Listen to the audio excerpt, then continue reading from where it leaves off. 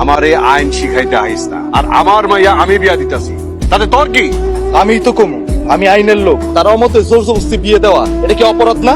তা ঠিক আছে, মেয়ের অমতে যে বিয়া হইতেছে এইটা তোমার কে বলছে? অন্যায়ের বেলায় আমার এরকমই দেখবেন চেয়ারম্যান সাহেব, আর অন্যায় দেখলে মেম্বার আর চেয়ারম্যান। আমরা কিন্তু তুই খুব খারাপ করতাছ। না না রাশেদ, তুমি যেটা শিখাই দিবা মিলি সেটা কইব না। মিলি যেটা সত্য সেটা বলো। এখন তো মেম্বার সাহেব তার ভাগ্নি রে তোর লোকে বিয়া দিব। এখন ভালোই ভালোই আমার বাড়িতে চলে যা। এই তোরা দুজন পেট বইরা খাইয়া যাবি। মতিন, রাত তো অনেক হইতেছে, বিয়ের কাজটা শুরু করে ফেলাও। কাজী সাহেব, বিয়ার কাজ শুরু করেন। আমি তুমি কিভাবে কি করলা? আর মিলি কোথায়?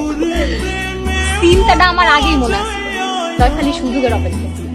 যখন মিলিও সব আশা ছাইড়া দেয় অবস্থা, তখন আমি মিলির ঘরে গেলাম। সীমা, তুমি এখনো তামসা করতেছো?